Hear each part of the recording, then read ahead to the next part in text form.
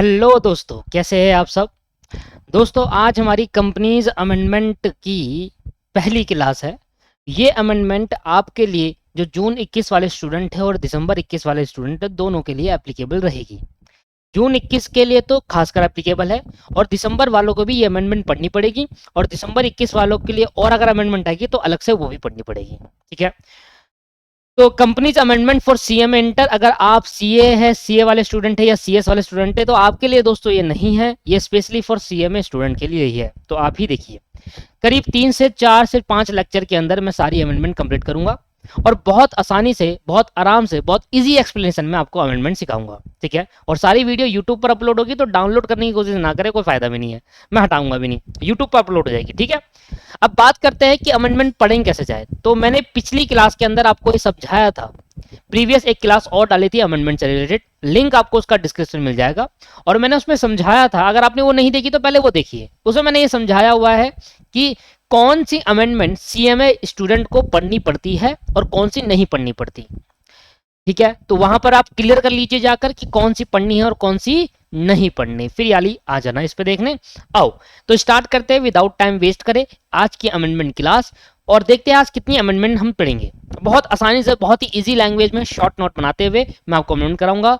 मैं आपसे ये रिक्वेस्ट करूंगा कि जो भी मैं इसमें लिखूं, कृपया करके आप अपनी एक छोटी सी एक पेज बना लीजिए या कॉपी के कोई बीच का पन्ना ले लीजिए, वहां पर उसको लिखते रहिए, या फिर कहीं पर भी ऐसी जगह लिखिए जहां पर आपको सेव रखे, या कंपनी के अपने नोट्स की कॉपी में लिख सकते हैं। ठीक है। अब बहुत सारे स्टूडेंट ऐसे हैं जिन्होंने क्लास नहीं ली और सेल्फ स्टडी करी है, वो सोच रहे कि अमेंडमेंट मिल जाए और हमारा काम हो जाएगा। तो दोस्तों, हो तो जाएगा काम, पर आपको किस तरीके से पढ़ाना पड़ेगा, क्योंकि बहुत सारे स्टूडेंट जब क्लास नहीं लेते, लॉ को सेल्फ स्टडी करते हैं, तो उनको बस नॉलेज की कमी रहती है थोड़ी, वो उतना नहीं सीख पाते। वो बस सोचते हैं कि यार पेपर के थ्रू, पेपर के हिसाब से पढ़ ले, पास हो जाए, यही इनका मैटर करता है। तो कुछ बातें आपको पहले सिखानी पड़ेगी मुझे। ठीक है। भले ये जिसने मेरे से क्लास ली है उनको तो मैं सिखा चुका, पर कुछ बातें आपको पहले सिखानी पड़ेगी, जिससे आप उनके बराबर आ जाइए और आराम से आप अमेंडमेंट को सीख पाए। आओ सर, तो सबसे पहले मैं आपको एक चीज दिखाना चाहता हूं। ये दोस्तों हमारे list of the notified section है, जो जून 21 वालों के लिए एप्लीकेबल होगा। आगे जो दिसंबर 20 आएगा ना, दिसंबर 21 आएगा, तो यहाँ पर लिख देंगे जून हट जाएगा और दिसंबर 20 के लिए एप्लीकेबल हो जाएगा, ऐसा हो जाएगा यहाँ पर, है ना। और इसलिए दिसंबर 20 वालों को भी पढ़नी है। और मैंने पिछली प्रीवियस क्लास में आपको ये बताया था इंपॉर्टेंट नोट, एक बार दोबारा पढ़ते हैं और स्टार्ट करते हैं। बड़ा टाइम वेस्ट नहीं करूंगा मैं आपको दिल्ली से पढ़ा दूंगा। Student may noted that company amendment ordinance, तो सबसे पहले वर्ड का मतलब सीखेंगे, ऑर्डिनेंस किसे कहते हैं। 2018 was notified on effected from 2/11/2018।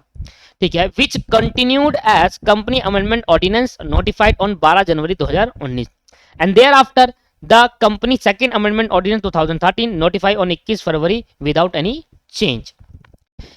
इस लाइन का मतलब क्या है? इस लाइन का मतलब है, सबसे पहले आप ये समझे कि ऑर्डिनेंस का मतलब क्या होता है। दोस्तों मेरी बात को ध्यान समझना। कॉन्स्टिट्यूशन ऑफ इंडिया, भारत का संविधान, कॉन्स्टिट्यूशन ऑफ इंडिया का जो कॉन्स्टिट्यूशन में ना सेक्शन नहीं होते दोस्तों, आर्टिकल्स होते हैं। कॉन्स्टिट्यूशन ऑफ इंडिया का आर्टिकल 123,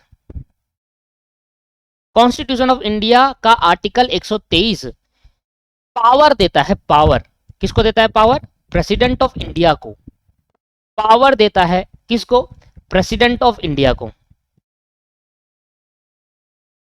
कॉन्स्टिट्यूशन ऑफ इंडिया में आर्टिकल 123 क्या करता है? पावर देता है प्रेसिडेंट ऑफ इंडिया को कि अगर अर्जेंसी में कोई लॉ बनाना पड़े तो प्रेसिडेंट के पास पावर है कि वो अर्जेंट बेसिस पर लॉ बना सकते हैं। अर्जेंट बेसिस पर लॉ बना सकते हैं,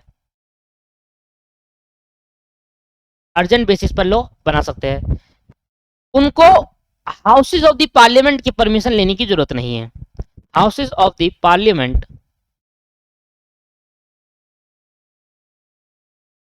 आपने पढ़ा होगा कि लॉ बनाने के लिए हाउसेज ऑफ द पार्लियामेंट की परमिशन लेनी पड़ती है, राज्यसभा के, लोकसभा से, फिर प्रेसिडेंट के साइन होते हैं, तब एक लॉ एक्ट बनता है, तब कोई रूल बुक क्या बन जाती है? एक्ट बन जाती है। ये तो सभी को पता है, बेसिक बातें होती है।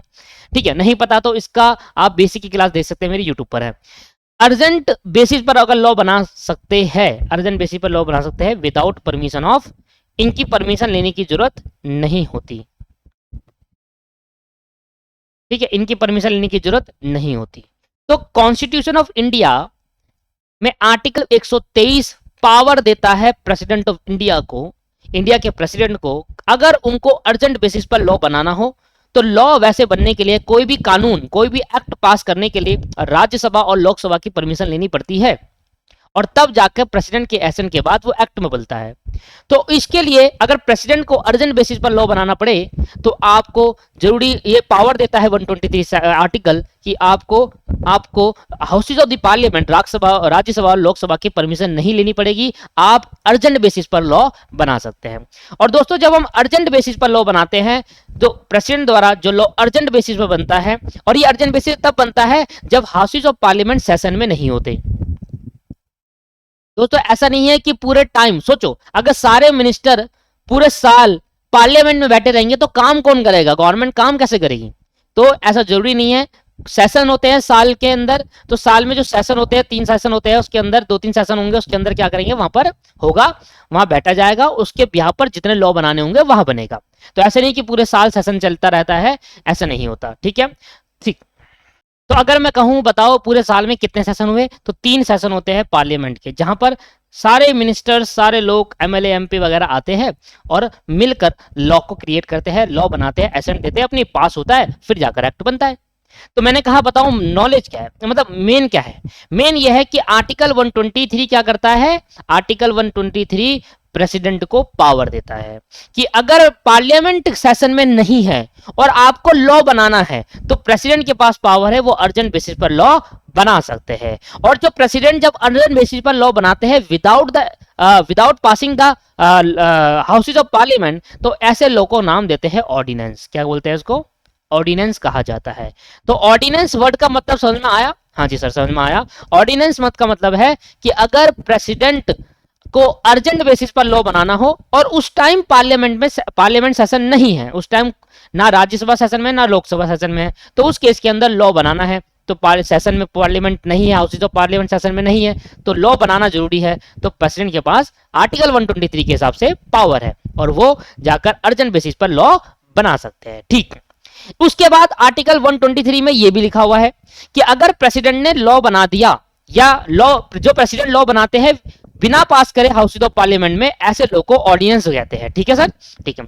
ऑर्डिनेंस की जो वैलिडिटी है वो एक्सपायर हो जाएगी 6 हफ्ते from the date of the ordinance. जिस दिन ऑर्डिनेंस इफेक्ट हुआ, जिस दिन ऑर्डिनेंस इफेक्ट हुआ वहां से लेकर कहां तक, 6 वीक तक, 6 हफ्ते तक ऑर्डिनेंस जिस दिन इफेक्ट हुआ वहां से लेकर 6 हफ्ते तक वो वैलिड रहेगा, और इसके बाद आफ्टर 6 वीक वो एक्सपायर हो जाएगा। आफ्टर 6 वीक क्या हो जाएगा, वो एक्सपायर हो जाएगा। इससे पहले इस दौरान आपको क्या करना पड़ेगा, इस दौरान आपको हाउसेज ऑफ द पार्लियामेंट से उसको क्या करना पड़ेगा, पास कराना पड़ेगा। तो आर्टिकल 123 में लिखा भाई ऑर्डिनेंस तो पास कर सकते हैं, ऑर्डिनेंस तो बना सकता है प्रेसिडेंट ऑफ इंडिया, पर वो ऑर्डिनेंस ज्यादा से ज्यादा वैलिड कब तक रहेगा, 6 वीक तक रहेगा वैलिड।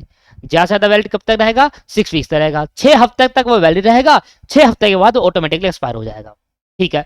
और ड्यूरिंग द 6 हफ्ते तो आपको वो parliament of houses of parliament का सेशन बैठेगा 6 हफ्ते के बीच में, बैठेगा तो आपको वहां पर पास कराना पड़ेगा। और जब आप उन 6 हफ्तों के बीच में हाउसेज ऑफ पार्लियामेंट से पास करा देते हो, जैसी ऑर्डिनेंस पास हो जाता है तो वो ऑर्डिनेंस हटके बन जाता है एक्ट, क्योंकि वो पास हो गया ना, वो एक्ट बन गया, तो इसको कहते हैं ऑर्डिनेंस। क्या समझ में आया बेसिक बातें सर? ये बेसिक बातें यहां पर समझ में आई। बेसिक बात नंबर 1,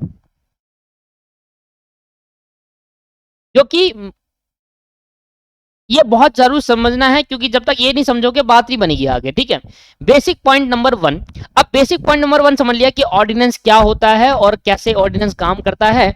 ऑर्डिनेंस 6 हफ्ते के बाद एक्सपायर हो जाएगा, उससे पहले हाउसेज ऑफ पार्लियामेंट में पास कराना होगा। अगर वहां पास हो गया, अगर वो ऑर्डिनेंस वहां पर पास हो गया तो वो ऑर्डिनेंस एक्ट बन जाएगा, और अगर पास नहीं हुआ तो ऑर्डिनेंस वहीं खत्म हो जाएगा। क्लियर है? यहां तक क्लियर है। अब ये लाइन जो मैंने आपको पढ़ाई थी फिर दोबारा पढ़ते हैं, क्योंकि इसमें वर्ड यूज करा गया था ऑर्डिनेंस। दोस्तों इंपॉर्टेंट नोट जो है वो सामने देखेंगे। देखो एक एक चीज आप पढ़ रहे हो, इंस्टीट्यूट का मटेरियल ही तो है, जब एक एक चीज पढ़ रहे हो तो ठीक से पढ़े। इंपॉर्टेंट यह है कि student may note that companies amendment ordinance. अच्छा एक बात और बता दूं, बेसिक बात नंबर 2, ये आपको सारी चीज उतारनी है दोस्तों, बेसिक 2। अब बेसिक 2 ये क्या है कि आपका जो प्रिंसिपल एक्ट है, आपका जो प्रिंसिपल एक्ट है वो है कंपनीज एक्ट 2013। 2013 जो है एक्ट, उसको हम कहते हैं प्रिंसिपल एक्ट। और 2013 के अंदर है बहुत सारे सेक्शंस, बहुत सारे रूल्स, बहुत सारे प्रोविजो। प्रोविजो क्या कहते हैं अभी समझाऊंगा, ठीक है। ये बहुत सारे सेक्शन है। अगर गवर्नमेंट अगर गवर्नमेंट इन सेक्शंस के अंदर कोई चेंज करना चाहती है, अगर गवर्नमेंट इन सेक्शन के अंदर कोई चेंजमेंट लाना चाहती है, या इसके अंदर कोई न्यू सेक्शन इंटरसेक्ट करना चाहती है, न्यू सेक्शन इंटरसेक्ट करना चाहती है, तो वो डायरेक्ट प्रिंसिपल एक्ट को इफेक्ट नहीं कर सकती, डायरेक्ट प्रिंसिपल एक्ट में इफेक्ट नहीं कर सकती। अगर गवर्नमेंट को कंपनीज एक्ट के सेक्शंस के अंदर चेंजमेंट करना है, ठीक है, या उसके अंदर नया सेक्शन इंट्रोड्यूस करना है, तो कंपनी डायरेक्ट प्रिंसिपल एक्ट को नहीं छेड़ती।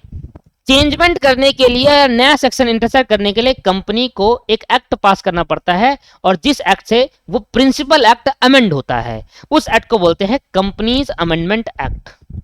कंपनीज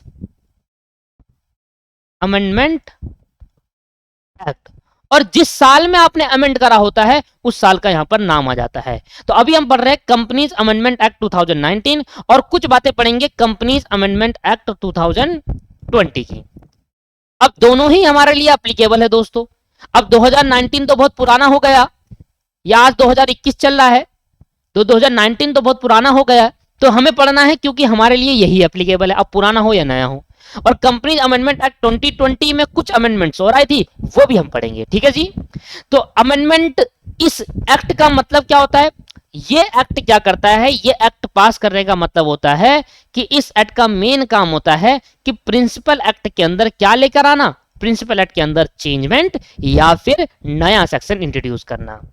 तो अगर हम कहीं वर्ड सुन रहे हैं कंपनीज अमेंडमेंट एक्ट या कंपनीज अमेंडमेंट एक्ट 2019 या 2020, तो इसका मतलब है कि 2019 में यह एक्ट पास हुआ, और इस एक्ट के पास होने से प्रिंसिपल एक्ट के अंदर कुछ अमेंडमेंट आई, और अमेंडमेंट क्या होती है, कुछ सेक्शन चेंज कर दिए गए या कुछ सेक्शन में नया इंट्रोड्यूस कर दिया गया। क्लियर है या नहीं है? ये बेसिक नंबर 2 था, समझ में आ गया? ठीक है सर। अब क्योंकि ये दो बातें अगर आपको समझ में आई, तो मैं आगे बढ़ता हूं और मैं आपको सिखाता हूं कि इंपॉर्टेंट नोट में लिखा क्या था।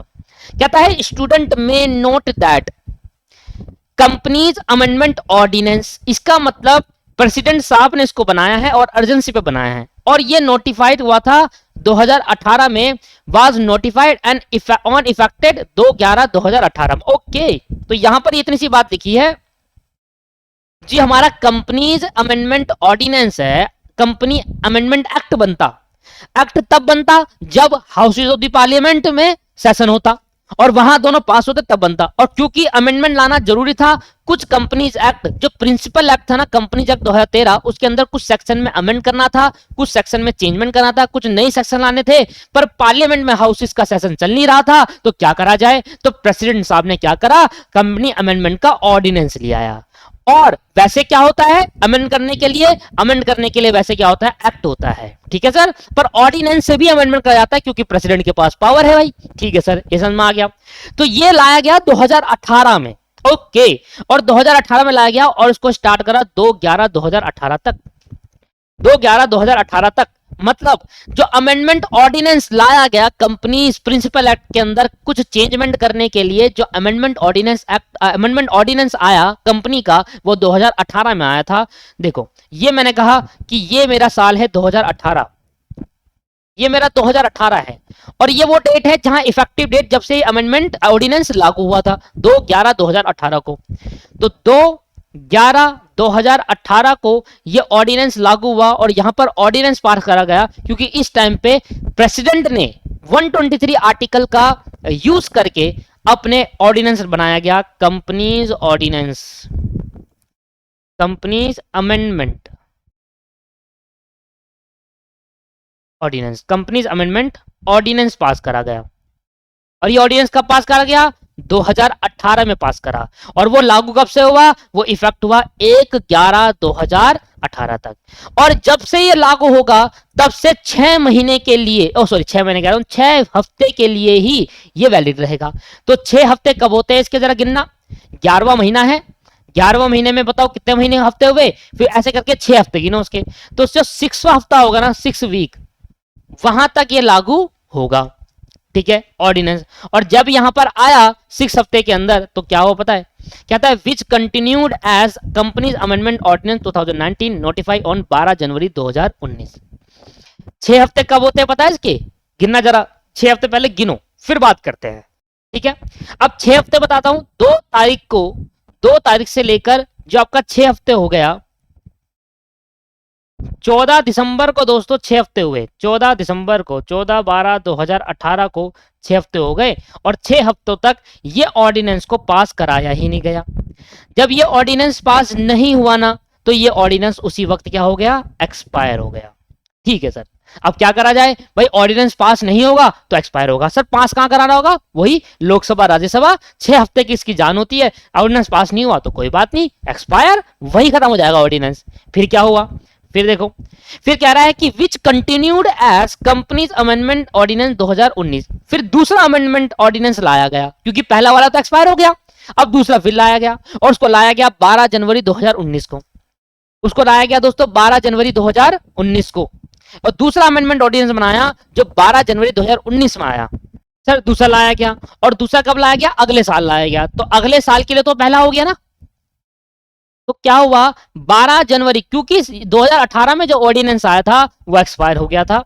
एक्सपायर होने की वजह से अगले साल 2019 यहां पर हुआ, और 12 जनवरी को फिर ऑर्डिनेंस पास करा गया। और क्योंकि वो 2019 का पहला था, इसलिए उसको फर्स्ट ऑर्डिनेंस कहेंगे। हर साल का ऑर्डिनेंस होता है ना, एक साल में 2 ऑर्डिनेंस हो गए तो दूसरा सेकंड माना जाएगा, पहला पहला ही। ये हमारा फर्स्ट है, तो सेकंड का इसी साल में अगर एक और होता तो सेकंड बोलता।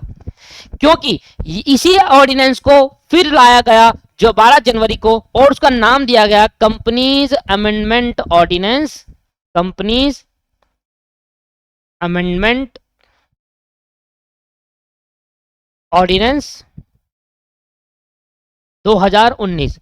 और ये बिल्कुल सेम एज कॉपी कर दिया डिट्टो। जो ऑर्डिनेंस जो सेक्शन में चेंजमेंट करने के लिए यहां पर लाया गया ना, और अमेंडमेंट क्यों लाया जाता है? प्रिंसिपल एक्ट को चेंज करने के लिए। यहां पर कुछ सेक्शन डाले गए और कुछ सेक्शन नहीं डाले गए, और कुछ सेक्शन के अंदर चेंजमेंट करा गया, वो आ गया। और एज इट इज कंटिन्यू चलता रहा। और यहां पर 12 जनवरी को हमने एक नया ऑर्डिनेंस पास करा प्रेसिडेंट साहब ने, और सेम एज कॉपी कर दिया। तो पूरा प्रीवियस कॉपी करके यहां पर एक न्यू ऑर्डिनेंस पास कर दिया। क्यों करा? क्योंकि प्रीवियस वाला एक्सपायर हो गया था।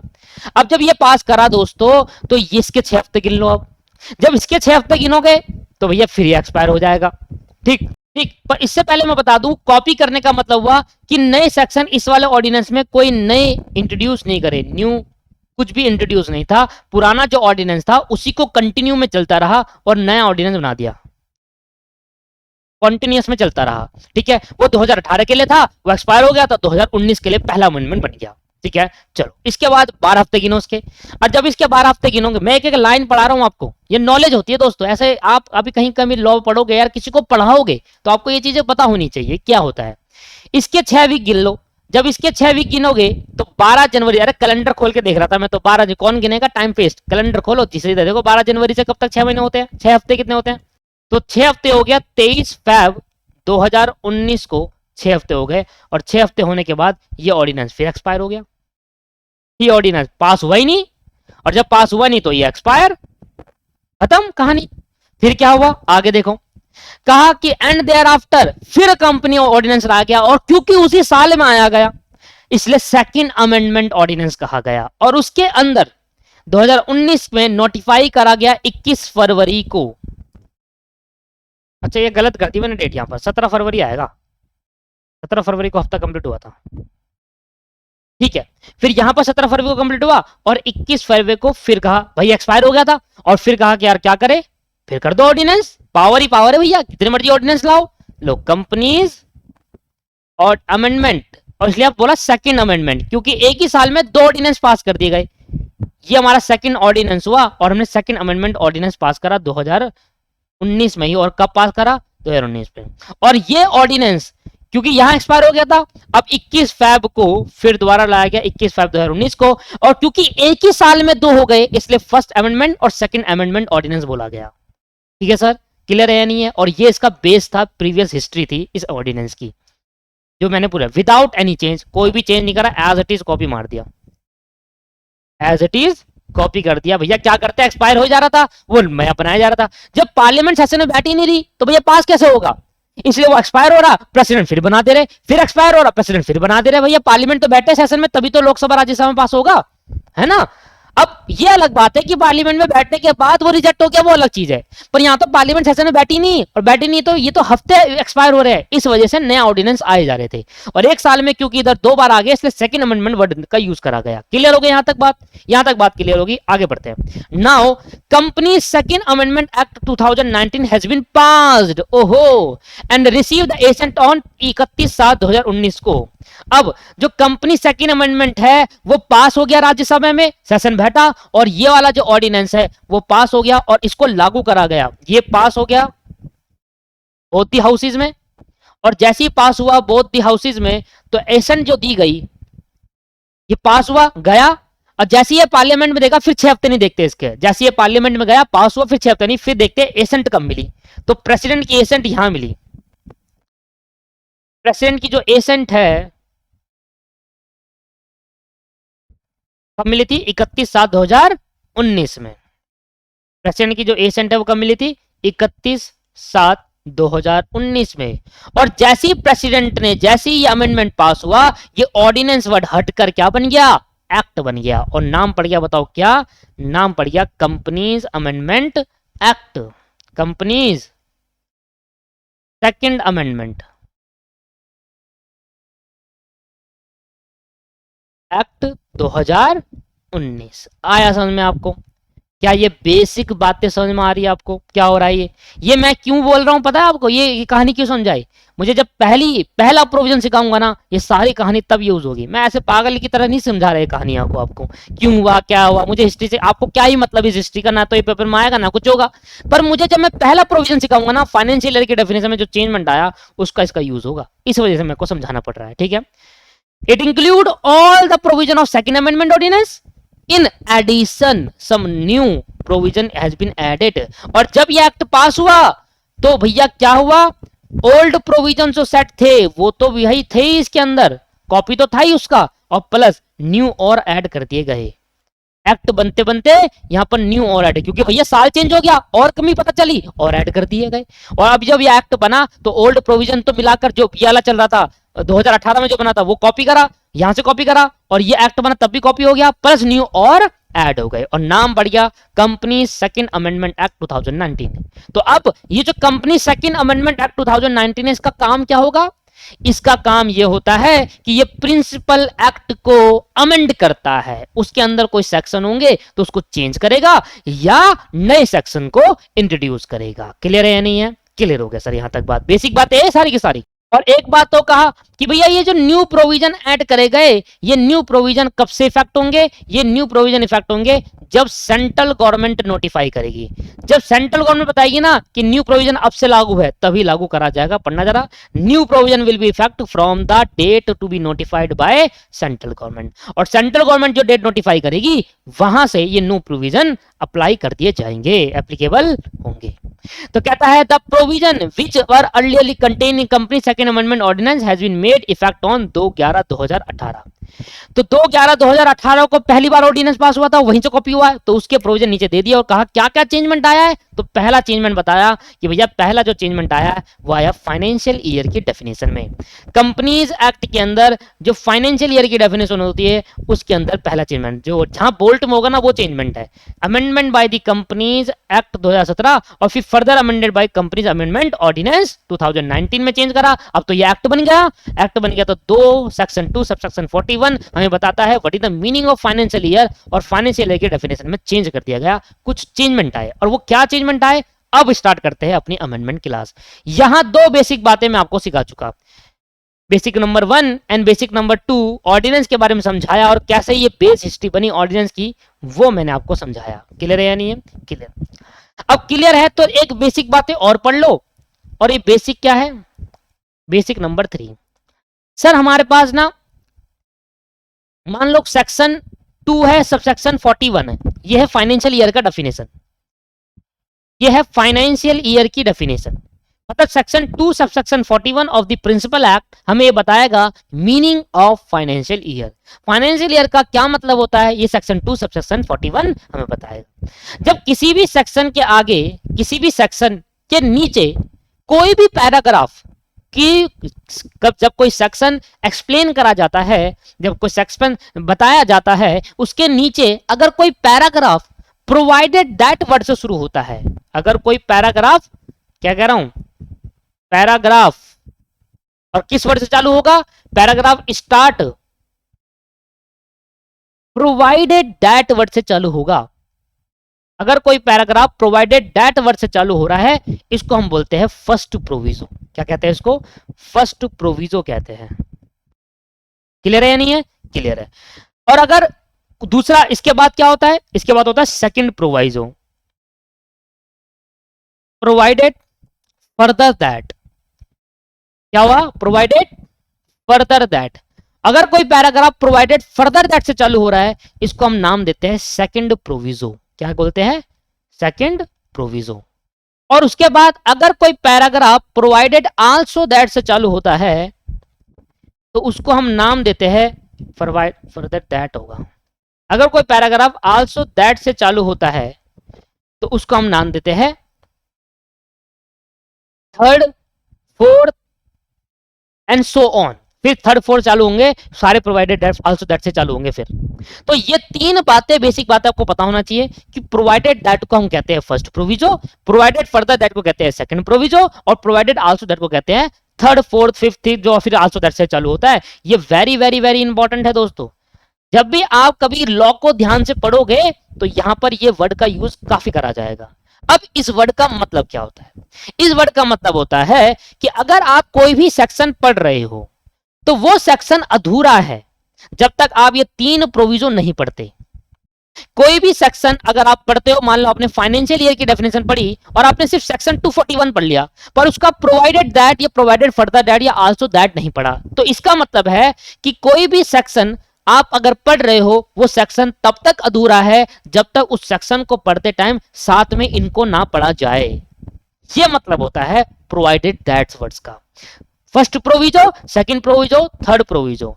मतलब ये कहता है कि असली सेक्शन का जो एक्सप्लेनेशन है वो आपको इनमें मिलेगा, और ये सेक्शन आप कोई भी अगर आप सेक्शन पढ़ते हो, अगर उसका फर्स्ट सेकंड प्रोविजो दे रखा है और आपने उसको साथ में मिलाकर नहीं पढ़ा, तो वो सेक्शन जो है वो अधूरा है दोस्तों। तो सेक्शन अगर आपको पूरा पढ़ना है कोई भी, तो उसको पढ़ने के लिए आपको उसके प्रोवाइडेड दैट, फर्दर दैट और प्रोवाइडेड आल्सो दैट भी पढ़ने पड़ेंगे, तभी वो एक सब सेक्शन कंप्लीट सेक्शन माना जाएगा। क्लियर है या नहीं है। और अपने स्टडी मैट खोल कर देख लेना, इतने प्रोवाइडेड दैट है, इतने also that, provided further that है, आप यकीन नहीं मानोगे, उनको पढ़ना जरूरी होता है। तो अगर आपने क्लास नहीं ली, तो ये नॉलेज आपके लिए बहुत इंपॉर्टेंट है। ठीक है दोस्त, चलो आओ सर। तो पहली डेफिनेशन, ये सारे जो बेसिक है ना, ये पहले डेफिनेशन में आपको सारा काम आ जाएगा। पहले डेफिनेशन क्या कहती है, पहली डेफिनेशन कहती है, जो पहली अमेंडमेंट है वो है section 2 subsection 41, section 2 subsection 41, that's financial year. कहता है फाइनेंशियल ईयर के अंदर कुछ चेंजमेंट करा गया, नया ऐड नहीं करा, कुछ चेंज करा। एक होता है नया सेक्शन ऐड करना, एक होता है पुराने सेक्शन के अंदर चेंजमेंट करना, वो करा गया। ठीक है, और क्या करा गया, आओ सर मैं अपनी खोलता हूं अपनी बुक, और ये हमारे पास ये बुक की नोट्स मैं आपको लास्ट क्लास में बताऊंगा। अभी आप सिर्फ, आपका ध्यान सिर्फ पढ़ाई में होना चाहिए। आप लास्ट क्लास जब होगी ना मेरी कंपनीज एक्ट की, जब अमेंडमेंट की लास्ट क्लास होगी, वहां पर इस बुक को मैं शेयर कर दूंगा। ठीक है सर, चलो। तो भैया मेरा जो पहला अमेंडमेंट है वो है 21 सबसेक्शन 2 सबसेक्शन 41, जो कि फाइनेंशियल ईयर का मतलब बताता है। अब ये कहता क्या है, ये है पूरी लॉ की लैंग्वेज।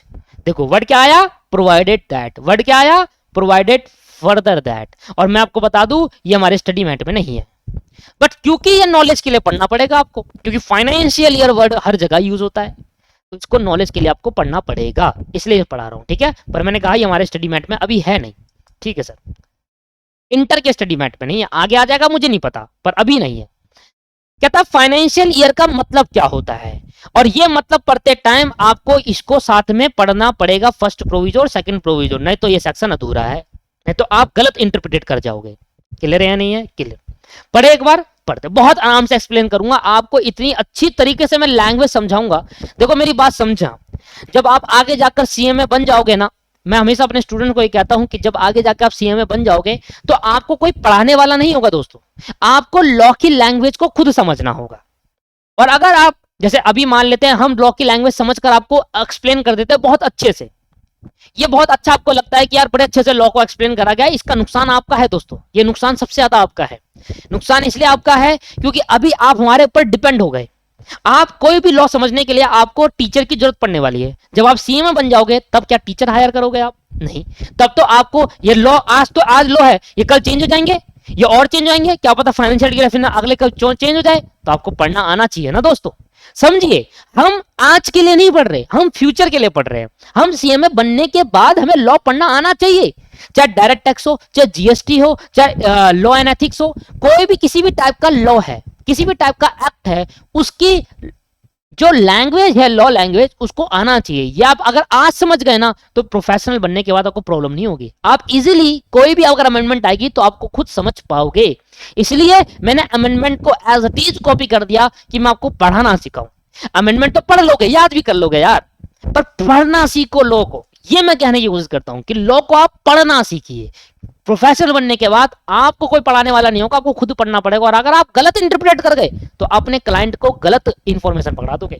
इसलिए आपको समझना है लॉ को पढ़ना, ठीक है। चलो, तो ध्यान रखना कि हमें क्या करना है, हमें याद तो करना ही है, हमें चीजों को समझना है, पर हमें पढ़ना भी सीखना है, ये एक इंपॉर्टेंट एक्सपेक्ट है। पढ़ना जरा फाइनेंशियल ईयर की डेफिनेशन, और जैसे लॉ में लिखा था, जैसे बेयर एक्ट में लिखा था, उस तरीके से मैंने आपको लिख दिया है यहाँ पर। अब इसको समझाता हूं मैं। कहता है in relation to any company or any body corporate, यहां कॉमा लग गया, रुक जाएंगे। In relation to any company or any body corporate, जो फाइनेंशियल ईयर की डेफिनेशन होगी वो उसका जो मतलब बताया है वो किसी भी कंपनी के लिए या किसी भी बॉडी कॉर्पोरेट के लिए है, और नहीं है। पार्टनरशिप की यहां बात नहीं करेंगे, सोल प्रोप्राइटर की बात नहीं करेंगे। तो मैंने कहा क्या, मैंने कहा देखो भैया, फाइनेंशियल ईयर की डेफिनेशन जो ऊपर बताई है ये कंपनी के लिए एप्लीकेबल है या किसी बॉडी कॉर्पोरेट के लिए एप्लीकेबल है? ठीक है, कंपनी या फिर बॉडी कॉर्पोरेट। अच्छा जी, ये बताओ बॉडी कॉर्पोरेट किसे कहते हैं? तो दोस्तों ऐसी एंटरप्राइज या ऐसी ऑर्गेनाइजेशन जिसका अपना कोई लीगल एग्जिस्टेंस होता है, जिसका अपना कोई लीगल एग्जिस्टेंस होता है, उसको हम बॉडी कॉर्पोरेट कहते हैं। Such as limited liability partnership, इसका अपना लीगल एग्जिस्टेंस होता है, इसके फीचर में पढ़ लेना। पर पार्टनरशिप का अपने लीगल एग्जिस्टेंस नहीं होता दोस्तों, वो पढ़ा है ना, म्यूचुअल कॉन्सेंट। पार्टनर सबके लिए काम करेगा और पार्टनरशिप पार्टनर्स के लिए काम करेगी। एक पार्टनर दूसरे के लिए काम करेगा, दूसरा पार्टनर, एक पार्टनर दूसरे का एजेंट प्रिंसिपल दोनों है, ठीक है। तो जिस एंटरप्राइज का अपना खुद का लीगल एग्जिस्टेंस होता है, खुद की कॉमन सील होती है, दैट्स कॉल्ड बॉडी कॉर्पोरेट। इसके अंदर कंपनी आ जाती है, प्राइवेट कंपनी आ जाती है, फॉरेन कंपनी आ जाती है, पब्लिक कंपनी आ जाती है, लिमिटेड लायबिलिटी पार्टनरशिप आ जाती है, बहुत सारी चीजें होगी बॉडी कॉर्पोरेट में अंदर। इसलिए कंपनी के आगे और लगाया गया, या तो कंपनी बोल लो या बॉडी कॉर्पोरेट, क्योंकि बॉडी कॉर्पोरेट एक वाइडर टर्म होगी, कंपनी इसके अंदर आ जाती है। क्लियर है या नहीं है? क्लियर। तो कोई भी बॉडी कॉर्पोरेट हो या कोई भी कंपनी हो, फाइनेंशियल ईयर की डेफिनेशन उस पे अप्लाई होगी जो फाइनेंशियल ईयर की डेफिनेशन सेक्शन 2 सबसेक्शन 41 में लिखी है, वो किसी भी कंपनी या किसी भी बॉडी कॉर्पोरेट के लिए एप्लीकेबल है। ठीक है, आगे क्या कहता है? कहता है मीन, अब बता रहा है मीनिंग। पहले ये बताया फाइनेंशियल ईयर की डेफिनेशन किसके लिए है, ये जो डेफिनेशन पढ़ाई जा रही है ये या तो कंपनी के लिए है या बॉडी कॉर्पोरेट के लिए है। कॉमा लगा के रुक जाएंगे और पढ़ेंगे मीन। मीन मतलब कि फाइनेंशियल ईयर का क्या मतलब है। Mean the period ending on 31 March, 31 day of March every year. कहता है फाइनेंशियल ईयर का मतलब है, मीनिंग क्या है, मीन्स है, ये डायग्राम आपको बनाएंगे, ठीक है, ये इंटरप्रिटेशन करना है, इसको एक्सप्लेन अच्छे से हो जाएगा इससे। मीनिंग क्या है कि एवरी ईयर हर साल जो 31st डे होगा ना, किसका, मार्च का, हर साल जो 31st डे होगा ना मार्च का, उसको हम कहेंगे हमारा ये इधर होगा and. Every year every year 31st day of March ending, तो एंडिंग भी तो होता है, ये हमारा हो जाएगा एंडिंग पीरियड, और इसी को हम कहेंगे फाइनेंशियल ईयर। क्या कहेंगे इसको? Financial year. एंड साथ में एंड लगा दिया, एंड मतलब ये पढ़ोगे तो ये भी पढ़ना, वेयर ये अकेला ये मत पढ़ना, एंड का मतलब साथ में है, where it has been incorporated on or after first day of January of year, the period ending on 31 day of the March of the following year. तो क्या मतलब हुआ? ये समझाना चाहता है, पहले तो समझ में आया कि फाइनेंशियल ईयर कब खत्म होगा। फाइनेंशियल ईयर, कोई भी फाइनेंशियल ईयर तब खत्म होगा किसी कंपनी या किसी कॉर्पोरेट के लिए जो हर साल का 31 मार्च होगा ना, हर साल का 31 मार्च होगा ना, उसका जो एंड वाला दिन होगा, 31 मार्च का होता है, एंड का दिन होता है मार्च का, तो बस उस दिन फाइनेंशियल ईयर खत्म होगा, उस दिन को फाइनेंशियल ईयर माना जाएगा। पर सोचो, एक कंपनी है, कंपनी, अब देखो प्रॉब्लम आई, एक स्टूडेंट ने प्रॉब्लम पूछी, सर मान लो एक कंपनी है और ये कंपनी ना पता है कब इनकॉर्पोरेट हुई है, ये कंपनी 1 जनवरी को इनकॉर्पोरेट हुई है, 1 जनवरी मान लो 2020 को इनकॉर्पोरेट हुई है, ठीक है। 1 जनवरी 2020 नहीं लेंगे, 19 ले लो, आप पुराने चल रहे हैं कोई दिक्कत नहीं है, आप 19 ले लो 2 मिनट के लिए। एक कंपनी 1 जनवरी 2020 को इनकॉर्पोरेट हुई है सर, ठीक है, 1 जनवरी 2020 को इनकॉर्पोरेट हुई है। अच्छा, इसका साल कब खत्म होगा? 2019 साल कब खत्म होगा? 31 तारीख को, 31 दिसंबर 2019 को, ठीक है। एक 31 मार्च इधर आता है, स्टूडेंट ने बड़ा जेन्युइन सवाल पूछा, कहा सर 31 मार्च 2019 इधर आता है और 31 मार्च 2019 यहां पर आता है। अब मुझे आप ये बताओ सर, 2020 आ जाएगा, ये 2020 आ गया। अब मुझे बताओ सर, अगर कोई कंपनी 1 जनवरी को इनकॉर्पोरेट हुई है और आफ्टर दैट इनकॉर्पोरेट हुई है, मतलब कोई कंपनी कब इनकॉर्पोरेट हुई है, कोई कंपनी कब इनकॉर्पोरेट हुई है, या तो 1 जनवरी 2019 को या इसके बाद इनकॉर्पोरेट हुई है, तो इसके लिए फाइनेंशियल ईयर कब खत्म होगा? क्योंकि 31 मार्च है। अब बताओ, आया ना कंफ्यूजन? तो इसके लिए फाइनेंशियल ईयर कब खत्म होगा? सर यहां खत्म होगा क्या फाइनेंशियल ईयर? क्योंकि देखो 31 मार्च तो आ गया, उसने कहा था पहली लाइन में, क्या कहा दिया उसने? पहली लाइन में पढ़ने से सिर्फ इतना सा जाना हमने कि फाइनेंशियल ईयर एंड कब माना जाएगा? हर 31 मार्च को एंड माना जाएगा, ठीक है। ये पढ़ा था ना पहली लाइन पे, इसलिए वहां एंड वर्ड का यूज करा। कह रहा जी बस यही मत पढ़ना, एंड लगा लो, एंड। कहता ये पढ़ने के साथ नीचे वाला भी पढ़ना, नहीं तो फिर घूम जाओगे। अगर आप सिर्फ ये पढ़ते हो तो इतना पढ़ने से इंटरप्रिटेशन क्या निकलता है? इतना पढ़ने से इंटरप्रिटेशन ये निकलता है कि इसका जब वो कंपनी जो 1 जनवरी को इनकॉर्पोरेट हुई है उसका साल खत्म हो जाएंगे 3 महीने में। 1 जनवरी को जो कंपनी इनकॉर्पोरेट हुई है उसका साल 3 महीने में खत्म हो जाएगा, अगर सिर्फ ऊपर वाली लाइन पढ़ते हो। जब आप एंड के साथ पढ़ते हो तो ये कहता है कि नहीं, अगर 1 साल इनकॉर्पोरेट, अगर 1 जनवरी के बाद 2019 में 1 जनवरी 2019 या 1 जनवरी किसी भी साल के उसके बाद अगर कोई कंपनी इनकॉर्पोरेट हुई है, उसके बाद अगर कोई कंपनी इनकॉर्पोरेट हुई है तो उसका जो फाइनेंशियल ईयर एंड होगा वो अगले साल का 31 मार्च होगा। Following year of the 31 March, following year, ये बात बहुत इंपॉर्टेंट है। मैं कह रहा हूं ना, बहुत गलत होता है, अगर आप लॉ की लैंग्वेज नहीं समझते तो आप गलत इंटरप्रिटेशन कर जाओगे, और करिए आपने। यहीं पर स्टूडेंट कहता है कि सर ये 31 मार्च, मैंने स्टूडेंट से पूछा बताओ क्या है, वो ये जवाब देता है, कहता है इसको पढ़ने से तो यही है और इसका सही भी जवाब है। उसी इतनी बात पढ़ने से तो उसका सही जवाब है, पर उसके बाद भी आपको पढ़ना पड़ेगा, इसलिए वर्ड यूज करा गया एंड। तो अगर मुझे बताओ कोई कंपनी 1 जनवरी को इनकॉर्पोरेट होगी तो क्या 31 मार्च जो आने वाला 31 मार्च है क्या उधर इनकॉर्पोरेट होगा, या अगले साल जो 31 मार्च आएगा वो होगा? सर अगले साल जो 31 मार्च आएगा वो मानी जाएगी फाइनेंशियल ईयर। और ये पता कहां लिखा है? ये लिखा है एंड के बाद, देखो इसलिए लगाया वर्ड एंड। मैंने कहा ना हर एक वर्ड का मतलब होता है लॉ को समझने का, और एंड वर्ड लगाया गया इस वजह से। कहा जब ये पढ़ लोगे ना तो ये भी पढ़ना भाई साथ में, अगर ये साथ में नहीं पढ़ा तो गलत इंटरप्रेट कर पाओगे, जैसे अभी करा। And where it has been incorporated on or after first day of January, अगर कोई कंपनी इनकॉर्पोरेट हुई है 1 जनवरी या उसके बाद, ठीक, अगर कोई कंपनी इनकॉर्पोरेट हुई है 1 जनवरी या उसके बाद, the period ending on 31 day of the March of the following year, जो 31 मार्च आएगा साल के एंड का, वो इस वाला नहीं, जिस साल में कंपनी इनकॉर्पोरेट हुई उस साल का 31 मार्च नहीं, फॉलोइंग ईयर वाला 31 मार्च हो, अगले साल 31 मार्च होगा, उसका फाइनेंशियल ईयर वहां एंड होगा। मतलब इस कंपनी को पहले साल, इस कंपनी को 12 महीने का फाइनेंशियल ईयर नहीं होगा, पहले साल इस कंपनी का 15 महीने का फाइनेंशियल ईयर होगा। 1 जनवरी को इनकॉर्पोरेट हुई है और अगले साल जाकर 31 मार्च को इसका फाइनेंशियल ईयर एंड होगा। समझ में आया? क्लियर है या नहीं है? लाइन दोबारा पढ़ लो। Where it has been incorporated on or after 1 day of January, अगर 1 जनवरी में या उसके 1 जनवरी के दिन या उसके बाद वाले दिन में अगर कोई कंपनी इनकॉर्पोरेट हुई है, जो पीरियड एंडिंग होगा, कब होगा? 31 डे ऑफ द मंथ। मैंने कहा 2 पीरियड एंडिंग है, बताओ कौन से? एक तो उसी साल है, एक अगले साल है। तो कह रहा है जी फॉलोइंग ईयर वाला, फॉलोइंग ईयर वाला। तो फॉलोइंग ईयर वाला जो पीरियड एंड होगा 31 मार्च का, वो उसका फाइनेंशियल ईयर का एंड माना जाएगा। In respect where the financial, जिस साल में, इस ईयर में, मतलब इस दिन में उसको अपनी कंसोलिडेटेड फाइनेंशियल स्टेटमेंट बनानी होगी। आपको पता है हम साल के एंड में क्या बनाते हैं? फाइनेंशियल स्टेटमेंट बनाते हैं, और कंसोलिडेट मतलब इकट्ठा डाटा लेते हैं पूरे साल का और बना देते हैं फाइनेंशियल स्टेटमेंट। तो ये फाइनेंशियल स्टेटमेंट इस तारीख को बनाएगा या इस तारीख को बनाएगा? सर इस तारीख को बनाएगा। लॉजिक क्लियर हो गया? फाइनेंशियल ईयर का मतलब समझ में आ गया? आया समझ में? ठीक है। मेरे को भी मजा आता है जब पढ़ाने में, जब सामने वाला पर्सन इंटरेस्ट ले रहा होता है तो अच्छे से मजा आता है पढ़ाने में। तो in respect of financial year of the company or body corporate is made up, और किस उस रिस्पेक्ट में, मतलब इन रिस्पेक्ट का मतलब क्या है? 31 मार्च, जो फ्लोइंग ईयर में जो 31 में आएगी, उस दिन आप बॉडी कॉर्पोरेट या कंपनी की फाइनेंशियल ईयर को बनाओगे। आया समझ में? नहीं आया? फाइनेंशियल स्टेटमेंट को बनाओगे।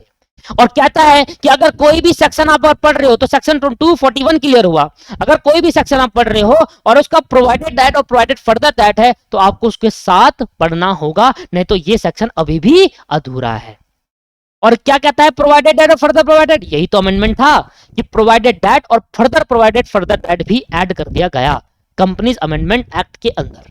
क्लियर है या नहीं है? क्लियर है। तो क्या कहूं ये सेक्शन पूरा हो गया? नहीं सर, ये सेक्शन पूरा नहीं हुआ, इसमें अभी ऐड लगाओ, यहां पर ऐड। अभी तो ये है ही, साथ में एक और ऐड लगा दो।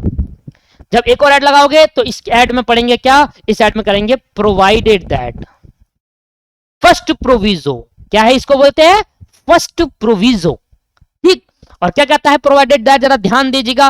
कहता है where a company or a body corporate comma लग गया, मतलब ये जो प्रोवाइडेड दैट है किसके लिए है? कंपनी या फिर बॉडी कॉर्पोरेट के लिए। विच इज अ होल्डिंग कंपनी, जो कि क्या है? होल्डिंग कंपनी हो सकती है, और या सब्सिडरी कंपनी हो सकती है, या एसोसिएट कंपनी हो सकती है of a company incorporated outside India, incorporated outside India and is required to follow a different financial year, और उसको डिफरेंट फाइनेंशियल ईयर फॉलो करना पड़ रहा है। नहीं समझ में आ रहा ना? कोई दिक्कत नहीं, पहले पढ़ तो लो, समझ तो लो, फिर मैं समझा दूंगा। For a consolidated account outside India the central government में, यहां पर लगा देना, यह है amendment.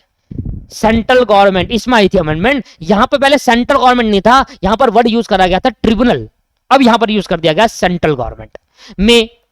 An application made by that company or body corporate in which such form or manner as may be prescribed allow any period as its financial year whether or not that period in a year। ओहो, ये क्या बोल दिया? आओ मैं समझाता हूं। देखो मैंने कहा ना, बहुत अच्छे से समझेंगे। ज्यादा सेक्शन थोड़ा ना अमेंडमेंट, ज्यादा अमेंडमेंट थोड़ी ना है, पर एक एक का निचोड़ का समझ लेंगे सारी चीजें। अब वो जो लाइन कहती है ना, मैं एक एक लाइन एक एक वर्ड समझाऊंगा आपको। पहले मेरे एक एग्जांपल सुनो।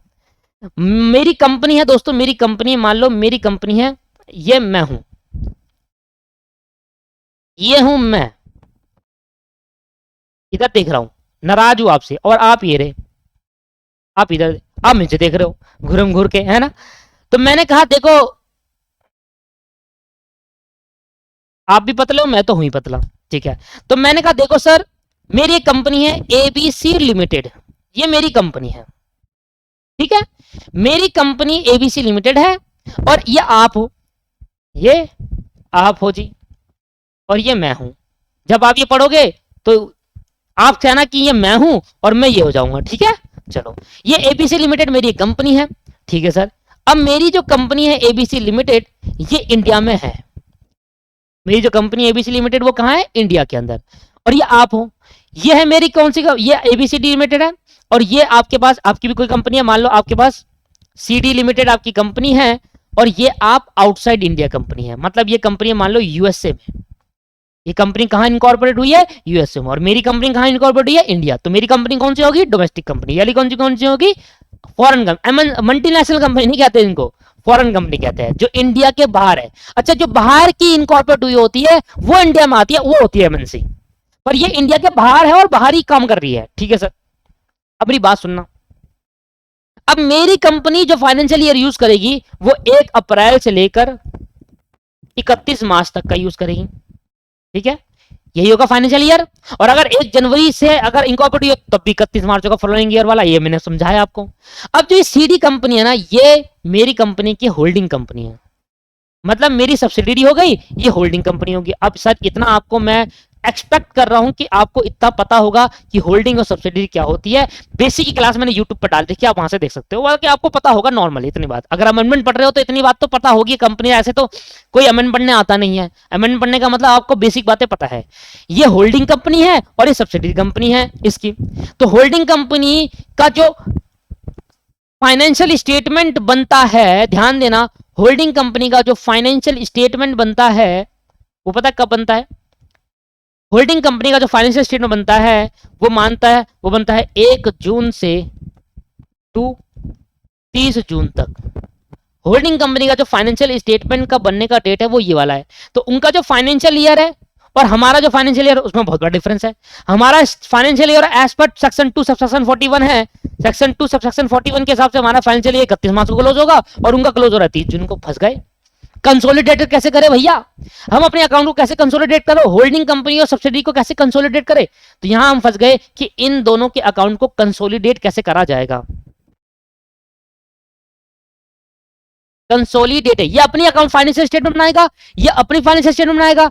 इसने अपनी फाइनेंशियल स्टेटमेंट बनाई तो 1 जून से 30 जून तक बनाई, क्योंकि यूएसए के अंदर फाइनेंशियल ईयर वाला यूज करते हैं और इंडिया के अंदर फाइनेंशियल 1 अप्रैल से 31 मार्च यूज करते हैं, तो मैंने अपनी बनाई। अब जब दोनों को मर्ज करनी होगी, क्योंकि एक होल्डिंग एक सब्सिडरी है, जब मर्ज करना होगा तो कंसोलिडेटेड फाइनेंशियल स्टेटमेंट बनानी पड़ेगी, दोनों को इकट्ठा करना पड़ेगा।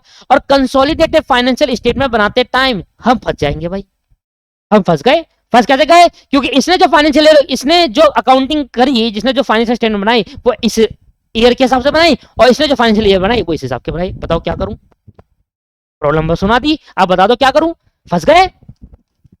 इसलिए वर्ड प्रोवाइडेड दैट का यूज करा गया और प्रोवाइडेड दैट डालने से सेक्शन के अंदर क्लियरिटी लाया और क्लियरिटी आई। ये प्रॉब्लम अराइज हो रही थी भैया, अब ये प्रॉब्लम अराइज हो रही थी 2019 में जाके पता चला, अच्छा ये प्रॉब्लम, वैसे तो पहले पता चल गया था पर यहाँ पर एक छोटा सा अमेंडमेंट है वो मैं बताऊंगा। ये पहले से पता था, ये पहले से आया हुआ था, 2017 में आ गया था इसका अमेंडमेंट। ये प्रोवाइडेड डेटा यूज करा, ये 2017 में आ गया था और इसका जो अमेंडमेंट आया 2019 में वो अलग आया, वो दिखा दूंगा। अब ये कोई अमेंडमेंट नहीं है, पहले से था। ठीक है, अमेंडमेंट क्या है वो बताऊंगा। ठीक है, अब क्या हुआ? अब फंस गए। तो फंस गए तो भैया आप क्या करें? कंसोलिडेटेड फाइनेंशियल स्टेटमेंट किससे बनाऊं? क्योंकि अगर मैं इंडिया में कंसोलिडेटेड फाइनेंशियल स्टेटमेंट दिखाऊंगा तो भैया क्या होगा? भैया यहां तो 1 जून से 30 जून का एंड हो रखा है, इसकी फाइनेंशियल स्टेटमेंट 1 जून से 30 जून के लिए है और मेरी फाइनेंशियल स्टेटमेंट 1 अप्रैल से 31 मार्च के लिए है। तो क्या करा जाए? तो सेंट्रल गवर्नमेंट यहां पर प्रोवाइडेड दैट जो है प्रोविजन वो कहता है कि अगर वो कंपनी जो इंडिया में रहती है वो जाकर सेंट्रल गवर्नमेंट पे जाए, वो कहां जाए? सेंट्रल गवर्नमेंट जाए। देखो पहले वर्ड ये होता था, यहां पर ट्रिब्यूनल था। पहले वर्ड क्या था? ट्रिब्यूनल। ट्रिब्यूनल मतलब पता है ना आपको? ठीक, नहीं पता कोई बात नहीं दोस्तों, कोई बात नहीं, पता लगाओ। ट्रिब्यूनल कुछ बातें आप पता लगाओ, ट्रिब्यूनल गूगल पर सर्च करो, पता लगाओ। मैंने कहा ना लॉ को सीखने का काम आपका है। पहले यहां पर ट्रिब्यूनल हुआ करता था, उसको काट कर दिया सेंट्रल गवर्नमेंट, उसको काट कर दिया सेंट्रल गवर्नमेंट और कहा कि भैया जो कंपनी इंडिया में रहती है उसको कुछ बेनिफिशियल दिया। कहा अगर आपको कंसोलिडेटेड फाइनेंशियल स्टेटमेंट बनाए तो कौन से फाइनेंशियल, कौन से ईयर की बनाए? फंस गए। एक जना 1 अप्रैल से 31 मार्च यूज कर रहा है, एक जना 1 जून से 30 जून यूज कर रहा है। अब कौन से ईयर की बनाया जाए ये नहीं पता। तो जो सेंट्रल गवर्नमेंट है उसने कहा, जो प्रोविजन है, फर्स्ट प्रोविजन है प्रोवाइडेड दैट, उसने बताया, उसने प्रोविजन डालकर ये कहा कि देखो अगर जो कंपनी इंडिया में रहती है वो जाएगी सेंट्रल गवर्नमेंट के पास, पहले ट्रिब्यूनल के पास जाती थी, अब सेंट्रल गवर्नमेंट के पास जाएगी और सेंट्रल गवर्नमेंट से प्रिस्क्राइब्ड फॉर्म, देखो मैं चाहूं तो आपको फॉर्म भी बता दूं पर इतना सब जानने की जरूरत नहीं है, मैं आपको फिर बता रहा हूं। ना तो हमसे वो प्रिस्क्राइब फॉर्म पूछने वाला एंड प्रिस्क्राइब्ड मैनर, ना हमसे वो प्रिस्क्राइब्ड मैनर पूछने वाला कि किस फॉर्म में और किस मैनर में आपको जमा कराना है। मैं पढ़ दूंगा, आपका ही बटन और पड़ेगा, आना है नहीं। देखो फॉर्म और प्रिस्क्राइब मैनर वही आते हैं जो स्टडी मैट में बता रखे होते हैं, ये बात ध्यान रखना। कहीं की स्टडी मैट में जब भी आप कहीं प्रोविजन पढ़ते हो तो ये वर्ड का यूज बहुत होता है, prescribe form and prescribe manner. अगर प्रिस्क्राइब फॉर्म देकर इंस्टीट्यूट ने स्टडी मैट में प्रिस्क्राइब फॉर्म का नाम भी लिख रखा है और प्रिस्क्राइब मैनर देकर मैनर भी बता रखा है तो वही इंपॉर्टेंट है। पर जहां पर सिर्फ वर्ड लिखा है प्रिस्क्राइब फॉर्म, कुछ फॉर्म होगा वो भरना होगा और कुछ मैनर होगा उस मैनर भरना होगा। ये अगर लिखा है और ये ना बता रखा कि कौन सा फॉर्म और कौन सा मैनर है तो वो आपके लिए इंपॉर्टेंट नहीं है दोस्तों, समझ लीजिए। पॉइंट पॉइंट बात याद करिए। बाद में नॉलेज के लिए अगर आप पढ़ना चाहते हो कि नॉलेज मुझे तो फॉर्म का भी जानना है, मुझे तो प्रिस्क्राइब मैनर भी जानना है, आराम से पता चल जाएगा। सेक्शन 241 गूगल पर सर्च करो, section 241 prescribe form and manner लिख दो, सीधा फॉर्म खुलकर आएगा, सीधा मैनर पर चल जाएंगे।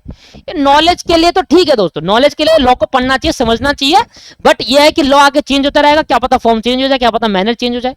ठीक है, पॉइंट टू पॉइंट बातें पढ़ो और पॉइंट टू पॉइंट लिख कर आओ लॉ में, तभी नंबर आएंगे, वरना नहीं आएंगे। अब प्रिस्क्राइब फॉर्म भी लिख रहे हो, प्रिस्क्राइब मैनर भी, गलती से गलत फॉर्म का नाम लिख दिया, गलती से मैनर गलत कर दिया, पूरा गलत हो जाएगा, पूरा गलत हो जाएगा जो सही लिखा था। ठीक है, तो यहां मैं प्रिस्क्राइब फॉर्म और मैनर नहीं दूंगा क्योंकि मैं तो एज पर सीएम इंस्टीट्यूट का स्टडी मैट है, नहीं तो मैं खोल कर भी गूगल पे दिखा दूंगा आपको कि भाई ये रहा फॉर्म और ये रहा मैनर। फायदा है उसका? कुछ भी नहीं है। ठीक है, ये समझो कि कुछ होगा फॉर्म, कुछ होगा मैनर, हमें क्या, हमें तो मतलब बताना चाहिए भाई कोई फॉर्म होगा। जब मुझे ये मेरी जो सिचुएशन आएगी मेरी कंपनी में तब सर्च कर दूंगा गूगल पर कि क्या फॉर्म भरना है और क्या मैनर भरना है। आप सोचिए ना, अब खुद ही सोचिए, जब आपकी कंपनी होगी और आपकी कंपनी में ऐसी सिचुएशन अराइज होगी दोस्तों, तब ये करना कौन सा फॉर्म था भैया और कौन सा मैनर था, सीधा लिख देना सेक्शन 241 के फॉर्म और मैनर्स, अपने आप खुलकर आ जाएंगे गूगल पे, क्या नहीं आएंगे। एमसी के साइट पे जब फॉर्म ही फॉर्म मिल जाएंगे आपको। ठीक है सर, ये सब चीजें प्रैक्टिकली आपको क्या, प्रैक्टिकल में क्या कॉपी नहीं खोल सकते? खोल सकते हैं। जब सीए में बन जाओगे जितनी मर्जी बुक खोलो, जितना मर्जी गूगल सर्च करो, जितना मर्जी बेयर उठाओ, पढ़ना आना चाहिए बस, सब कुछ खोल लो। किसी क्लाइंट को आकर तो क्लाइंट कहेगा नहीं हमें तो नहीं, पेपर है तेरा पढ़कर बताइयो और मतलब याद करके सुना, ऐसा तो कहेगा वो तो ये कहेगा ना कि सर हमें अपना कंसल्टेंसी दो और आप जहां से पढ़ के लाओ, हमें क्या। आपको सर्च करना होगा गूगल पे, आपको बेयर उठाना होगा, समझ में आ रहा है? तो प्रैक्टिकल के लिए सोचो। ठीक है, प्रिस्क्राइब फॉर्म कहां मिलेंगे? गूगल पे, जिंदाबाद है, एमसी की साइट पे मिल जाएगा आराम से। ठीक है सर, तो कहीं पर भी प्रिस्क्राइब फॉर्म, मैं बता रहा हूं कौन से प्रिस्क्राइब फॉर्म और कौन से प्रिस्क्राइब फॉर्म मैनर मैटर करते हैं हमारे एग्जाम के लिए। हमारे एग्जाम के लिए वो चीज मैटर करती है जहां पर लिखा होता है वर्ड प्रिस्क्राइब फॉर्म और फॉर्म का नाम भी दे रखा होता है स्टडी मैट में। सीएमए के लिए कहा था, तभी कहा था ये फुल्ली सीएमए के लिए है। मुझे नहीं पता सीएमए अभी क्या चल रहा है या सीएस में क्या चल रहा है दोस्त। ठीक है, मुझे सीएमए का पता है। जिस इंस्टीट्यूट, हमारे इंस्टीट्यूट ने अगर ये लिख दिया कि भाई ये प्रिस्क्राइब फॉर्म का नाम ये रहा और ये है मैनर, तो ही वो याद करो, अदरवाइज मत करो। ठीक होगा जो प्रिस्क्राइब फॉर्म, हमें लेना देना नहीं है। ठीक है, तो अब क्या हुआ, प्रोवाइडेड डेट ने कहा कि सेक्शन 241 के प्रोवाइडेड डेट ने कहा कि भाई वो कंपनी जो इंडियन कंपनी है वो चाहे, पहले ट्रिब्यूनल के पास बोला था, काट दिया, कहा नहीं सेंट्रल गवर्नमेंट के पास जाओ, नहीं अमेंडमेंट ये रही, अमेंडमेंट ये थी। ठीक है, अमेंडमेंट ये थी और कहा जाओ सेंट्रल गवर्नमेंट के बाद एक प्रिस्क्राइब फॉर्म लो और प्रिस्क्राइब मैनर लो और उस फॉर्म और मैनर में आप ये बोलो और किस तरीके से बोलेंगे, एप्लीकेशन देकर। प्रिस्क्राइब फॉर्म और प्रिस्क्राइब मैनर में आपको बोलना है किससे, सेंट्रल गवर्नमेंट से। और कैसे बोलेंगे, एप्लीकेशन देकर, और बोलेंगे कि सेंट्रल गवर्नमेंट हमें अलाउ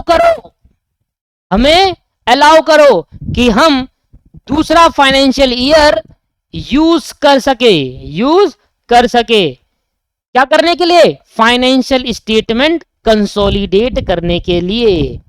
प्रॉब्लम समझा दिया आपने। वो सेंट्रल गवर्नमेंट से हम रिक्वेस्ट करेंगे कि सेंट्रल गवर्नमेंट जी हमें अलाउ कर दो, क्योंकि हमारा फाइनेंशियल ईयर तो 1 से 31 मार्च है, हम बना ही नहीं पाएंगे, कंसोलिडेट हो ही नहीं पाएगी, दोनों बात में मिलेगी ही नहीं। तो सेंट्रल गवर्नमेंट से हम जाकर बोलेंगे, इंडियन कंपनी, कि हम, मेरी कंपनी बोलेगी कि सर हमें अलाउ करें कि हम अपने फाइनेंशियल ईयर को यूज कर सके, मतलब हाँ कि हम दूसरे फाइनेंशियल ईयर दूसरा फाइनेंशियल ईयर यूज कर सके फाइनेंशियल स्टेटमेंट को कंसोलिडेट करने के लिए। फाइनेंशियल स्टेटमेंट कंसोलिडेट करने के लिए क्या बोलेंगे, कौन बोलेगा, इंडियन कंपनी बोलेगी। तो अब क्या होगा, अब जब मैं कंसोलिडेटेड फाइनेंशियल स्टेटमेंट बनाऊंगा ना, तो 1 अप्रैल से 31 मार्च के लिए बनाऊंगा। अब जो बनाऊंगा वो 1 जून से 30 जून के लिए बनाई जाएगी। ठीक है, क्योंकि सेंट्रल गवर्नमेंट ने हमें अलाउ कर दिया। क्लियर है नहीं है? अलाउ करने के लिए क्या करना पड़ेगा, आपको एप्लीकेशन देनी पड़ेगी और जो उनसे फॉर्म में बोला होगा वो देनी पड़ेगी और प्रिस्क्राइब मैनर देना पड़ेगा। ठीक है सर, क्लियर हो गया? क्लियर हो गया जी। प्रोवाइडेड दैट का मतलब समझते हैं? फिर दोबारा अब पढ़ना जो मैंने समझाया था, जो एग्जांपल लिया था ना, उसको दिमाग में रखो। अब पढ़ो। Provided that where a company or a body corporate, अगर कोई कंपनी या body corporate which is a holding company, जो कि होल्डिंग कंपनी है, अगर कोई कंपनी या बॉडी कॉर्पोरेट जो कि होल्डिंग कंपनी हो या सब्सिडरी कंपनी हो या एसोसिएटेड कंपनी हो, तीनों कंपनी से कोई भी हो। अभी मैंने होल्डिंग का एग्जांपल लिया था। ऑफ अ कंपनी, किसी कंपनी की, इनकॉर्पोरेटेड वो आउटसाइड इंडिया में है। अगर कोई कंपनी या बॉडी कॉर्पोरेट किसी कंपनी की हो, या तो होल्डिंग कंपनी हो या सब्सिडरी हो या एसोसिएटेड कंपनी हो, और वो इंडिया के बाहर इनकॉर्पोरेट हुई है, मतलब हमारी सीडी कंपनी इंडिया के बाहर इनकॉर्पोरेट हुई है, is required to follow different financial year, उनको क्या करना पड़ रहा है? डिफरेंस फाइनेंशियल ईयर को फॉलो करना पड़ रहा है। आ रहा समझ में? वो कंपनी जो कि इंडिया के बाहर इनकॉर्पोरेट हुई है और वो इंडिया वाली कंपनी की होल्डिंग हो, सब्सिडरी हो या एसोसिएट हो, और उनको डिफरेंट फाइनेंशियल ईयर को फॉलो करना पड़ रहा है फाइनेंशियल स्टेटमेंट बनाने के लिए। तो और अगर आपको साल के एंड में अपने अकाउंट्स को कंसोलिडेट करना है outside India, financial year for consolidate account outside India, जो फाइनेंशियल ईयर आप डिफरेंट फॉलो कर रहे हो वो इंडिया के बाहर वाली कंपनी के लिए है। और अगर आपको कंसोलिडेट करना है अकाउंट्स को, देन सेंट्रल गवर्नमेंट में ऑन एन एप्लीकेशन, यहां ट्रिब्यूनल हुआ करता था, अब सेंट्रल गवर्नमेंट हो गया, on an application made by that company or body corporate in such form and manner as may prescribed, allow any period, तो एक पीरियड अलाउ करेंगे as it financial year, whether or not that period is an year, चाहे वो year में आ रहा हो या नहीं हो, चाहे वो एक साल बन रहा हो या नहीं बन रहा हो। अगर सेंट्रल गवर्नमेंट ने कोई पीरियड अलाउ कर दिया तो उस पीरियड में बनाया जाएगा। तो अगर ज्यादातर सेंट्रल गवर्नमेंट क्या करती है, वाला पीरियड अलाउ कर दिया, अगर नहीं करा तो कोई और पीरियड दे देगी, कहेगी भाई 1 जनवरी से लेकर 31 दिसंबर फॉलो करो। कोई भी पीरियड जो सेंट्रल गवर्नमेंट अलाउ करे, जरूरी नहीं है यही, कोई भी एनी पीरियड अलाउ कर देगा तो उस पीरियड के अनुसार हम बनाएंगे। फिर जैसी प्रोविजो खत्म हुआ तो बस उसको ध्यान में नहीं रखेंगे। अब उसको ध्यान में तो रखा 31 मार्च, फिर जैसी प्रोविजो आया तो बस ये इसकी एक्सेप्शन बन गई या नहीं बन गई एक्सेप्शन? फर्स्ट प्रोविजो आया, क्या बन गई? एक्सेप्शन बनी नहीं बनी? यस सर, बन गई एक्सेप्शन। ठीक है, अब एक्सेप्शन बन गई तो क्या हुआ? क्यों? क्योंकि पहला वाला एक्सेप्शन कहता है कि 31 मार्च आपका साल का एंड हो चाहिए, और ये वाला प्रोविजन कहता है कि पीरियड अलाउ कर दिया, दूसरा 31 जून कर दिया, 30 जून कर दिया, एक्सेप्शन बन गया। ठीक है सर, तो प्रोवाइडेड डेट समझ में आया? यस सर, क्लियर हो गया। ये क्लियर हो गया, इसका मतलब आपको क्लियर हो गया। ठीक है, अच्छा एक चीज और, इंडियन कंपनी भी रिक्वेस्ट कर सकती है और याली कंपनी भी रिक्वेस्ट कर सकती है। ठीक है, दोनों कंपनी रिक्वेस्ट कर सकती है कि भाई हमारे कोई फाइनेंशियल ईयर का पीरियड दीजिए। ठीक है, इस इंडिया में कंसोलिडेट करने के लिए अकाउंट्स को फाइनेंशियल ईयर का कोई भी कंपनी रिक्वेस्ट कर सकती है, एप्लीकेशन देकर, फॉर्म ऑफ मैनर प्रिस्क्राइब करके। ठीक है दोस्तों, चलो।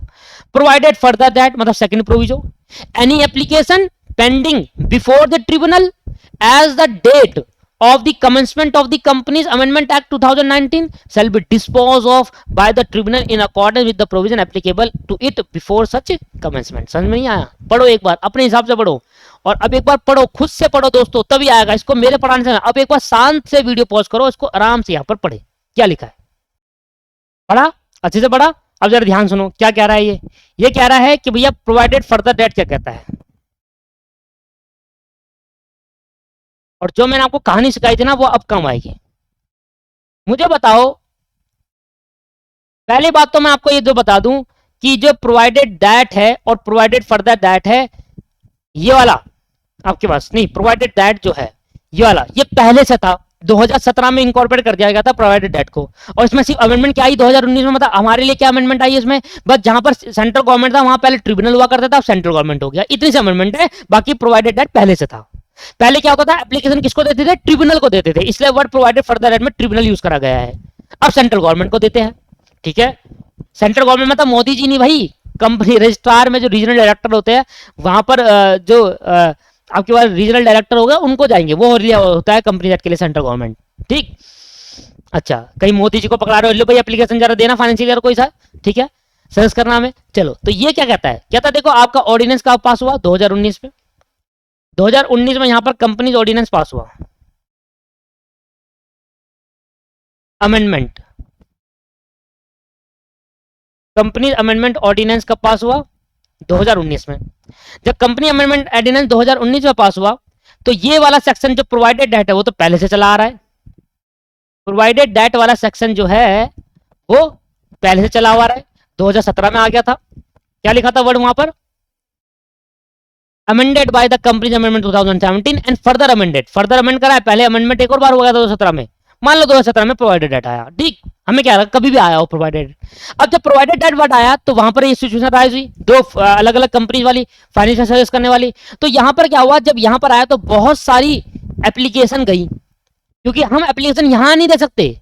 पहले एप्लीकेशन ट्रिब्यूनल को जाती थी, पहले भी एप्लीकेशन जाती थी और अब भी जा रही है, बट फर्क यह है कि 2019 के बाद एप्लीकेशन जाएगी कहां पर, सेंट्रल गवर्नमेंट को, और पहले जाती थी ट्रिब्यूनल को। तो भैया बहुत सारी एप्लीकेशन गई किसके पास, बहुत सारी एप्लीकेशन गई किसके पास जी, ट्रिब्यूनल के पास। अब जब ट्रिब्यूनल के पास बहुत सारी एप्लीकेशन गई तो प्रोवाइडेड फर्दर दैट कहता है कि 2019 से पहले बिफोर जितनी एप्लीकेशन गई थी इन सभी एप्लीकेशन को डिस्पोज ऑफ कर दिया जाएगा। क्यों कर दिया जाएगा डिस्पोज ऑफ इसलिए कर दिया जाएगा क्योंकि एप्लीकेशन आपने पहले किसको दी थी, ट्रिब्यूनल को, एज पर प्रीवियस सेक्शन, ओल्ड सेक्शन। अब क्योंकि नया सेक्शन आ गया दोबारा एप्लीकेशन भरो, और जब दोबारा न्यू एप्लीकेशन भरोगे तो आप भर रहे सेंट्रल गवर्नमेंट को, न्यू एप्लीकेशन दो। पुरानी एप्लीकेशन 2019 से पहले अगर कोई पुरानी एप्लीकेशन है ट्रिब्यूनल के पास तो उस एप्लीकेशन को डिस्पोज ऑफ कर दिया जाएगा और आपको अब न्यू एप्लीकेशन भरनी पड़ेगी सेंट्रल गवर्नमेंट को as per new provision. That the meaning of provided further that. तो 2000 सॉरी क्या कर रहा है, any application pending before the tribunal. हाँ ये बात है, ये बात तो एक भूल गया मैं बताना, भाई एप्लीकेशन पेंडिंग होनी चाहिए। मान लो भाई बहुत सारे जनों ने पहले एप्लीकेशन दी और उनको पीरियड मिल गया, एनी पीरियड कोई सा पीरियड मिल गया, तो पेंडिंग ही नहीं है तो फिर क्या रिजेक्ट करेगा उनका भाई मैं गया आज कंपनी ट्रिब्यूनल के पास, मैंने बोला जज साहब मुझे वो दो, एक पीरियड सजेस्ट करो कि कौन से पीरियड में कंसोलिडेटेड फाइनेंशियल स्टेटमेंट बनाऊं। ठीक है, मैंने कहा मेरे को पीरियड सजेस्ट करो कि कौन से पीरियड में कंसोलिडेटेड फाइनेंशियल स्टेटमेंट बनानी चाहिए। तो जज साहब ने मुझे पीरियड सेट कर दिया, मेरी एप्लीकेशन जो थी वो मेरी कंप्लीट हो गई, तो एप्लीकेशन है ही नहीं, तो वो एप्लीकेशन जो पेंडिंग है अभी ट्रिब्यूनल के बाद वो डिस्पोज ऑफ कर दी जाएगी। पेंडिंग एप्लीकेशन, जो एप्लीकेशन मैंने दी थी या आपने दी थी 2019 से पहले, वो आपकी पूरी हो गई है, मतलब आपकी जज साहब ने ट्रिब्यूनल ने क्या करा, आपको पीरियड सजेस्ट कर दिया, मुझे भी कर दिया, तो एप्लीकेशन खत्म हो गई ना, जो एप्लीकेशन तो उसका काम हो गया। जो एप्लीकेशन पेंडिंग है ट्रिब्यूनल के बाद डिस्पोज तो उसी को कर सकते हैं ना दोस्तों। तो पेंडिंग एप्लीकेशन अगर कोई ट्रिब्यूनल के पास है और 2019 से पहले दी गई थी वो डिस्पोज ऑफ कर दिया जाएगा। कंपनी अमेंडमेंट क्या क्यों कराया जाएगा, रीजन ये है कि आपको अब न्यू भरनी पड़ेगी और सेंट्रल गवर्नमेंट को भरनी पड़ेगी क्योंकि चेंज हो गया है। An application pending before the tribunal as on the date of the commencement of the act of company amendment 2000 act। जब कंपनी अमेंडमेंट 2019 का जो एक्ट पास हुआ उससे पहले बिफोर अगर आपने कोई आपकी एप्लीकेशन कोई ट्रिब्यूनल के पास पड़ी है, shall be डिस्पोज कर ही दिया जाएगा by the tribunal in accordance with the provision applicable at it before such commencement. नए प्रोविजन के हिसाब से पुराने ट्रिब्यूनल, पहले पुराना ट्रिब्यूनल होता था क्योंकि एप्लीकेशन पहले ट्रिब्यूनल को देते थे, अब सेंट्रल गवर्नमेंट को दे रहे हैं, तो ट्रिब्यूनल इसको क्या कर लेगा, डिस्पोज ऑफ कर देगा प्रोवाइडेड फॉर द रेट। ये कह रहा है, कहानी समझ में आ गई। 2019 से पहले अगर कोई एप्लीकेशन पेंडिंग है ट्रिब्यूनल के पास तो उस सारी एप्लीकेशन पेंडिंग एप्लीकेशन को डिस्पोज ऑफ कर दिया जाएगा। अब वो जो एप्लीकेशन पेंडिंग है तो अब सभी लोगों को, सभी कंपनीज को या बॉडी कॉर्पोरेट को नई एप्लीकेशन देनी पड़ेगी, वो भी सेंट्रल गवर्नमेंट के पास और नए मैनर और नए उसके साथ फॉर्म के साथ, जो भी होगा फॉर्म और मैनर हमें मतलब नहीं। यह था फाइनेंशियल ईयर का डेफिनेशन, ये था दोस्तों फाइनेंशियल ईयर की डेफिनेशन। ठीक है, समझ में आ गया फाइनेंशियल ईयर की डेफिनेशन। बस अभी मैंने पहली क्लास में मैंने इतना कराया आपको, मैं जानबूझ के ज्यादा नहीं कराऊंगा, पहली क्लास कम रहेगी, पहली क्लास 1 घंटे की बहुत है। अगली क्लास में जितना टाइम इसमें लगा ना, जैसे ये तो अब दो ही सेक्शन कंप्लीट हो गए, ये वाला सेक्शन अब नो लॉन्गर एप्लीकेबल, हटा दो उसको। अब section 10A commencement of business intercept by the company amendment 2019, ये नया अमेंडमेंट आया है और सेक्शन 10A को चेंज नहीं करा, नया इंटरसेप्ट करा गया है, नया एड ऑन करा गया है। और ये क्या कहता है सेक्शन, ये स्टडी मैट के 2000 पेज नंबर 296 में आपको मिल जाएगा, ये स्टडी मैट में इंक्लूड कर दिया गया है इंस्टीट्यूट द्वारा। ठीक है सर, क्लियर है या नहीं है, क्लियर है। अच्छा, आज की क्लास को मैं यही समाप्त करूंगा, अगली क्लास में आपको एक नया सेक्शन इंट्रोड्यूस कराऊंगा और नए नए सेक्शन पढ़ेंगे, जैसे ये और नया सेक्शन है, छोटे छोटे सेक्शन है, जल्दी हो जाएंगे, है ना। जो पहला फाइनेंशियल ईयर का डेफिनेशन था उसमें मैंने आपको जी जान लगाई आपको समझाने के लिए, आपको बस आप समझिए कि प्रोफेशनल बनने के बाद आपको कोई टीचर आकर आपको लॉ की भाषा नहीं समझाएगा, आपको लॉ खुद समझना पड़ेगा। अगर वीडियो पसंद आई तो जरूर इसको शेयर करिए अपने दोस्तों के साथ, उनको बताइए कि ये अमेंडमेंट क्लास बहुत अच्छे से आपको एक्सप्लेन करने को मिल रही है, बहुत अच्छे से चीजों को समझना है। अगर आप पहली बार चैनल पे तो सब्सक्राइब करें दोस्तों, और आगे सारी वीडियो आप देखिए, अच्छे से देखिए। इसका मैं PDF आपको शेयर कर दूंगा in the end of the class of amendment. ठीक है दोस्तों, आज की क्लास को यहीं समाप्त करते हैं, नेक्स्ट क्लास में मिलते हैं और नई अमेंडमेंट सीखेंगे। अब मैं आपको बेसिक नहीं समझाना, अब मैं सीधा फोकस करूंगा अमेंडमेंट पर। ठीक है दोस्त, चलो थैंक यू वेरी मच। कब अच्छी लगी तो कमेंट करके जरूर बताएं, कमेंट करके जरूर, मैं अच्छा मिलता, मोटिवेशन मिलता, अगले पीरियड में और जी जान लगा के पढ़ाऊंगा। Thank you very much.